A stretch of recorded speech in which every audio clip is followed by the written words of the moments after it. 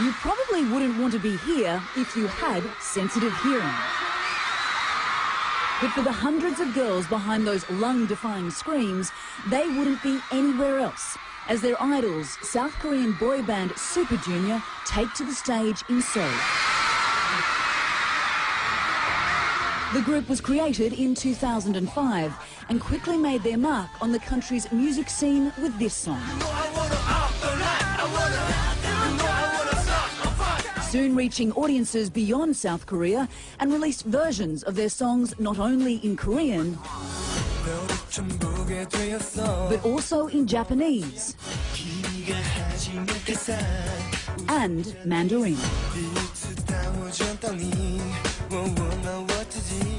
And there's more to these guys than their numerous hit songs, sold-out concerts and frequently copied dance routines.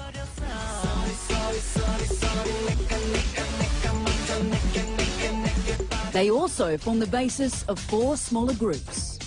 But as a whole, they're one of the country's biggest musical acts, and last month were deemed national pop culture icons by the South Korean government.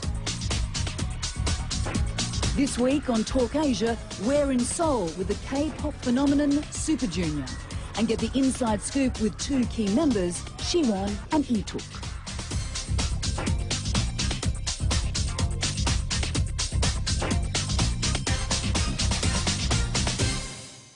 Lee-tuk and Siwon from Super Junior, welcome to Talk Asia. Okay, nice to meet you guys. Lovely to have you here. Now, the group has just celebrated 5 years together, and for people not familiar with Super Junior, you are one of the biggest boy bands in South Korea, if not all of Asia. How did you come about? How did you form? Some of us auditioned, and some of us were cast by our management company, SM Entertainment. There are a lot of boy bands in Korea, and they all sing and dance, but we wanted to challenge things and be more innovative. Super Junior was created on the idea that members would not only be able to sing and dance, but could also be radio hosts, actors, and be active in many other fields. Well, it certainly is an innovative band. There are a total of 13 members, and you all rotate, so you can go off and act, model, present, or even do your 2 years compulsory military service. I mean, this is a really novel and clever idea because it means that Super Junior is always performing. Tell me how this works. We work in groups, in the band as a whole, and also work on our own. Because the public always wants something new and fresh, we use the fact that we have a lot of members to give them a fresh taste by rotating in and out and working in different groups. By doing so, we hope the group will be able to last longer. Also, it's very important that as public figures, we get as much exposure as possible through the media, which we are able to do through various groups. I believe this will give Super Junior a longer lifespan. Well, from the original lineup, you've also created 4 subgroups which cover different musical genres. Explain to us how that exactly works. You said there are 4 subgroups at the moment, but this is not something that is completely fixed. We're expecting to have more subgroups in the future. To briefly explain those 4 subgroups, Super Junior KRY consists of 3 members with strong vocal skills that usually sing ballads. Super Junior T is made up of members who have good entertaining skills and are able to sing what is called the Korean trot genre. Super Junior Happy is literally a group that sings happy and lively songs. And Super Junior M targets the Chinese fan base and focuses more on localizing the group by singing in Chinese. We also have 2 local members in this subgroup to appeal to our fans in that country.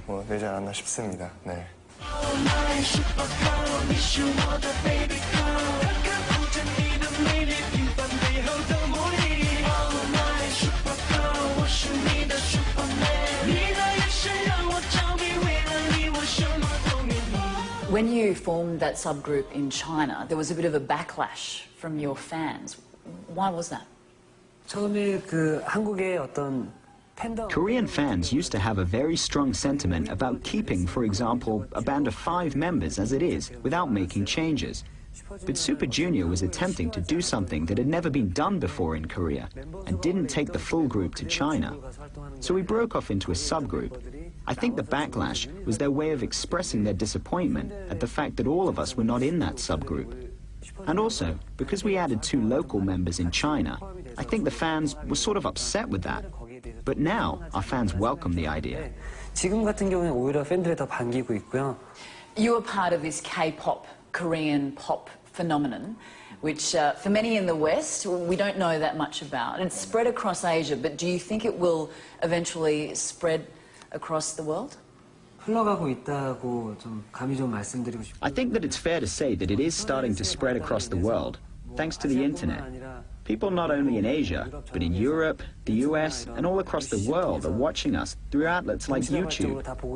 They have shown a lot of interest in Korean culture, the Korean wave, and also our music. When I see people not only from Southeast Asia, but also from many other countries come and support us with flags from their home countries, it makes me think that we're doing something right. And if we continue to do what we're doing, our name will be spread across the world. 2 months ago, we performed in Los Angeles, and if we just appealed to Koreans, then I think the audience would have consisted of mainly Korean Americans. But around 80% of the audience was from other countries. The performance was very successful. How was it received in the US, and how important is it cracking the US market? Cracking the US market is everyone's dream. In terms of sports, it's like the English Premier League and the Major League in the United States. The Billboard charts in the US have led the culture across the world, which is why entering the US market itself is a great honor to us. The fact that we performed in America and were well received by the public shows that there is hope and the possibility for us to grow, which makes us very happy. You should also add that we want to break into the Australian market. Very good. You will be warmly received in Australia, I can assure you. Hello everyone, this is Super Junior! Coming up, Super Junior invites Talk Asia for a special backstage look at their concert in Bangkok. Talk Asia in a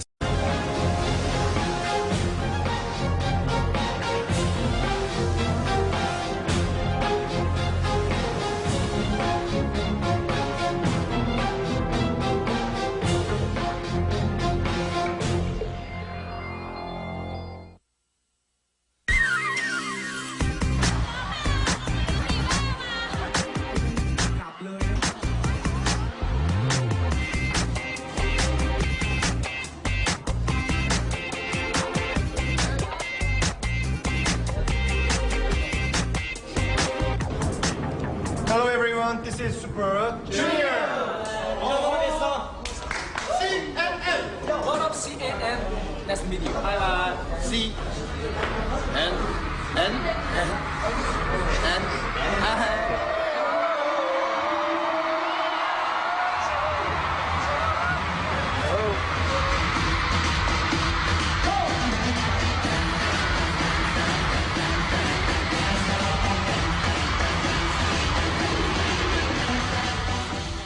You have made 4 albums and lots of hit songs. Why do you think your music is so popular?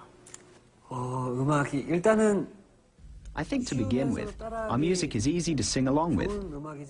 When you listen to music from other countries, such as America, Japan, or China, you don't really know what it all means, but you get it based on the feel of the song.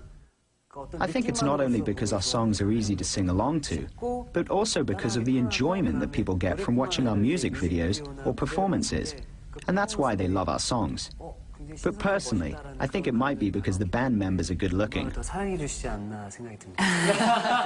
근데 정말 곡들마다 I think because all of the songs reflect the character and nature of each member, our fans see the passion and the drive that we have in our singing. Actually, I wanted to ask you, who writes the songs and where does the inspiration come from? 기획사와의 그런 We're very open in terms of where we get our songs. We work with our management company and welcome songs regardless of who wrote them, if they suit the character of our group. When you asked before about why our music is liked around the world, well, our songwriters are from other countries like Norway, Sweden, Germany and other corners of the globe. And I think that's why we have fans around the world. One of our greatest hit songs, Sorry Sorry, was written by a South Korean producer, but a lot of our other songs come from songwriters in other countries.